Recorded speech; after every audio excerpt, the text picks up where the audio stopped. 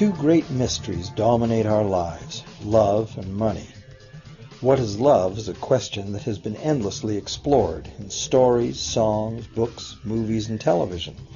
But the same cannot be said about the question, what is money? It's not surprising that monetary theory hasn't inspired any blockbuster movies, but it was not even mentioned at the schools most of us attended. For most of us, the question, where does money come from, brings to mind a picture of the mint printing bills and stamping coins. Money, most of us believe, is created by the government. It's true, but only to a point. Those metal and paper symbols of value we usually think of as money are indeed produced by an agency of the federal government called the Mint. But the vast majority of money is not created by the Mint. It is created in huge amounts every day by private corporations known as banks. Most of us believe that banks lend out money that has been entrusted to them by depositors. Easy to picture, but not the truth. In fact, banks create the money they loan, not from the bank's own earnings, not from the money deposited, but directly from the borrower's promise to repay. The borrower's signature on the loan papers is an obligation to pay the bank the amount of the loan plus interest, or lose the house, the car, whatever asset was pledged as collateral. That's a big commitment from the borrower. What does the same signature require of the bank? The bank gets to conjure into existence the amount of the loan and just write it into the borrower's account. Sound far-fetched? Surely that can't be true. But it is.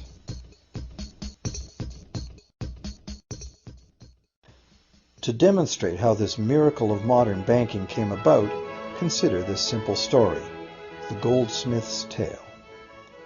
Once upon various times, pretty much anything was used as money. It just had to be portable, and enough people had to have faith that it could later be exchanged for things of real value, like food, clothing, and shelter. Shells, cocoa beans, pretty stones, even feathers have been used as money. Gold and silver were attractive, soft, and easy to work with, so some cultures became expert with these metals. Goldsmiths made trade much easier by casting coins, standardized units of these metals whose weight and purity was certified. Well, to protect his gold, the goldsmith needed a vault, and soon his fellow townsmen were knocking on his door, wanting to rent space to safeguard their own coins and valuables. Before long, the goldsmith was renting every shelf in the vault and earning a small income from his vault rental business. Years went by, and the goldsmith made an astute observation. Depositors rarely came in to remove their actual physical gold, and they never all came in at once. That was because the claim checks the goldsmith had written as receipts for the gold were being traded in the marketplace as if they were the gold itself. This paper money was far more convenient than heavy coins, and amounts could simply be written instead of laboriously counted one by one for each transaction. Meanwhile, the goldsmith had another business. He lent out his gold, charging interest. Well, as convenient claim check money came into acceptance, borrowers began asking for their loans in the form of these claim checks instead of the actual metal. As industry expanded, more and more people asked the goldsmith for loans. This gave the goldsmith an even better idea. He knew that very few of his depositors ever removed their actual gold, so the goldsmith figured he could easily get away with lending out claim checks against his depositors' gold, in addition to his own. As long as the loans were repaid, his depositors would be none the wiser and no worse off, and the goldsmith, now more banker than artisan, would make a far greater profit than he could by lending only his own gold. For years, the goldsmith secretly enjoyed a good income from the interest earned on everybody else's deposits. Now a prominent lender, he grew steadily richer than his fellow townsmen, and he flaunted it. Suspicions grew that he was spending his depositors' money. His depositors got together and threatened withdrawal of their gold if the goldsmith didn't come clean about his newfound wealth. Contrary to what one might expect, this did not turn out to be a disaster for the goldsmith. Despite the duplicity inherent in his scheme, his idea did work. The depositors had not lost anything. Their gold was all safe in the goldsmith's vault.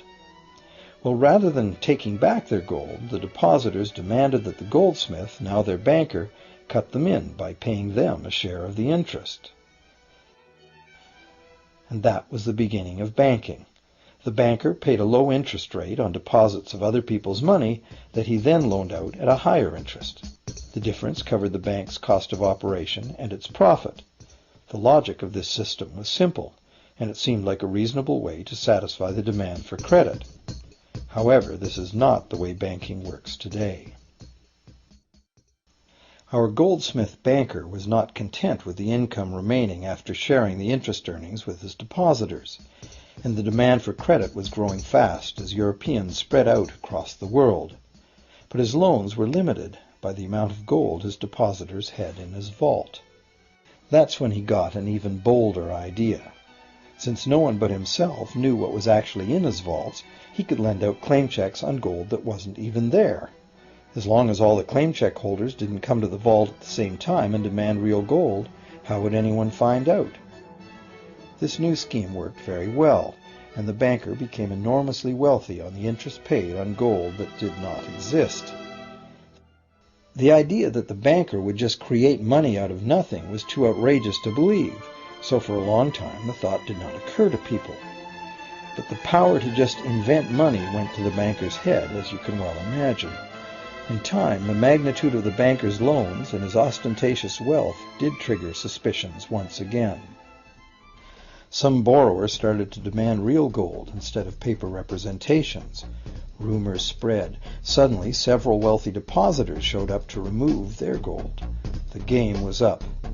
A sea of claim check holders flooded the street outside the closed doors of the bank. Alas, the banker did not have enough gold and silver to redeem all the paper he had put into their hands. This is called a run on the bank, and it is what every banker dreads. This phenomenon of a run on the bank ruined individual banks and, not surprisingly, damaged public confidence in all bankers. It would have been straightforward to outlaw the practice of creating money from nothing. But the large volumes of credit the bankers were offering had become essential to the success of European commercial expansion, so instead the practice was legalized and regulated. Bankers agreed to abide by limits on the amount of fictional loan money that could be lent out. The limit would still be a number much larger than the actual value of gold and silver in the vault. Quite often the ratio was 9 fictional dollars to 1 actual dollar in gold. These regulations were enforced by surprise inspections. It was also arranged that, in the event of a run, central banks would support local banks with emergency infusions of gold. Only if there were runs on a lot of banks simultaneously would the banker's credit bubble burst,